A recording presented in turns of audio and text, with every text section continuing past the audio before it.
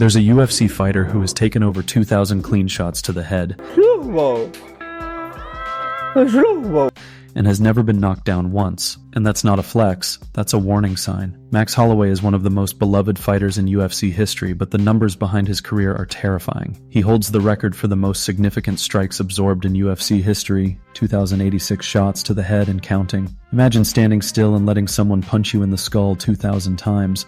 That's basically what Max has done over the years. That just scrap mentality built his legacy, but it also built something else, long-term damage that isn't visible yet. We've already seen little hints, slowed speech in certain interviews, memory slips, and that moment where he claimed he wasn't even sparring anymore because of health reasons. You don't spar anymore? That's real? Yeah, I don't spar. We do movement sparring now. But it's never like... You know, like, you ever watch Thai spar?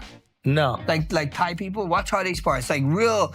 It's real like speed, but it's not power. You know what I mean? Like, but are you touching each other? Yeah. We're touching each other here and there. That doesn't come from nowhere. People cheer because he doesn't fall. But that's the problem. When your chin becomes your defense, your brain is the one cashing the debt. And fans won't say it out loud, but everyone's thinking the same thing. If his chin starts to fade, it won't fade slowly. It'll disappear in one night. Because here's the harsh truth. Fighters like Max don't retire because they want to. They retire because their body forces them to.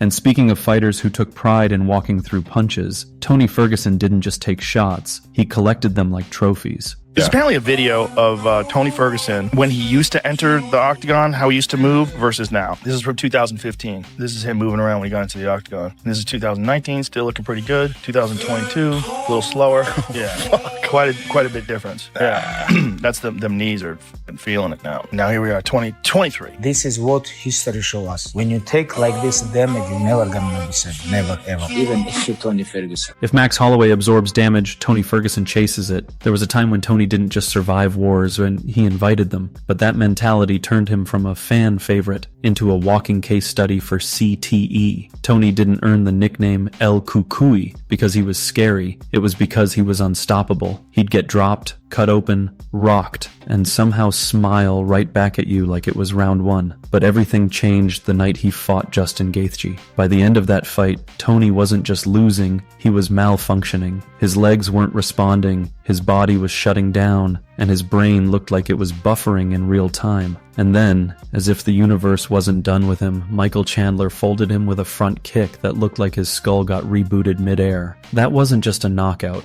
that was a system crash. You look at Tony now, and those funny post-fight interviews don't feel funny anymore. This is a rat race, but I'm no rat. I'm a fucking turtle. Ninja turtle. The slurred speech, the pauses, the confused responses, that's not personality, that's mileage. Fans keep begging for one last run. But the truth is, Tony already gave the sport everything, and the sport took something he's never getting back. And if Tony's story sounds bad, the next fighter didn't just lose brain cells, he lost a piece of his skull. If Tony's brain glitched mid-fight, Evangelista Cyborg Santos experienced something even worse. His skull literally cracked open inside the cage. I'm in a 100-yard dash. Everything you need in a fight, you lose off the liver shot. It can come back. Cyborg runs into the drum knee. Most fighters talk about getting their bell rung. Santos didn't hear bells, he heard silence. During his fight with Michael Venom Page in Bellator, MVP launched a flying knee that didn't just knock him down, it shattered his forehead. Not figuratively, not exaggerated. His skull caved in. Doctors said the impact fractured the bone so severely that it looked like someone pressed a fist straight through a watermelon. They had to reconstruct his forehead with titanium plates. There was no fight another day. His career ended that night, and he was lucky to even walk away. And here's what makes it worse. Most fans don't even know what happened to him after that. No farewell, no celebration, no closure. His brain didn't just take damage, his head lost structural integrity. And to add a twisted detail, he used to be married to Chris Cyborg. Yeah, the guy with the shattered skull was once with one of the most violent strikers in women's MMA history. But you don't need an X-ray to see brain damage. Some fighters wear it on their face. Literally. You don't need a scan to know when a fighter's taken too much damage. Sometimes you can see it swelling in real time, and nobody knows that better than Joanna Jędrzejczyk.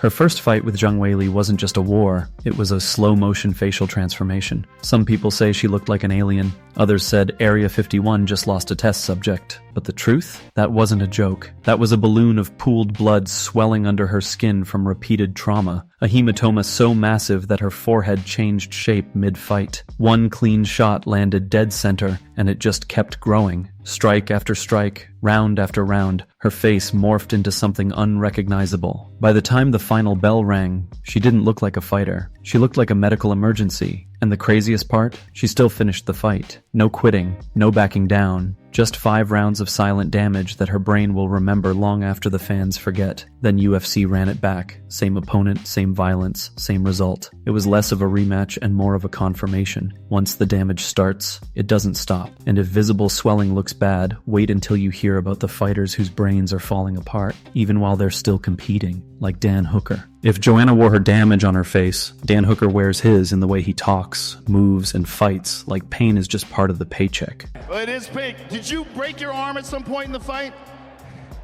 Just a scratch. We have to see.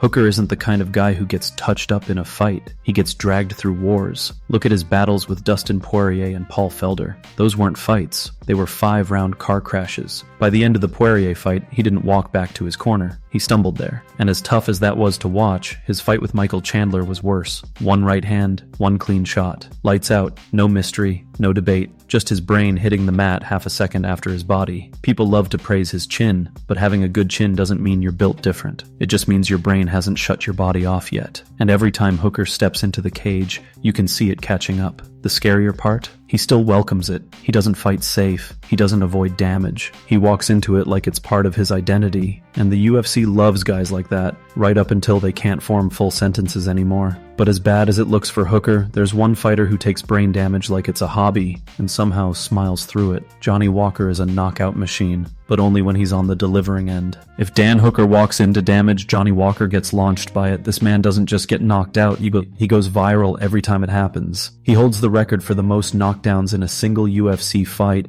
Broadcast quite a bit. But then, before you know it, that bruising and the swelling. Oh! Huge body shot and Walker then And somehow he's been on the receiving end of some of the wildest KOs we've ever seen. You can celebrate his flying knees and spinning attacks all you want, but his brain has eaten the consequences. If you keep Walker moving like this, you gotta dodge the crazy punch. Oh!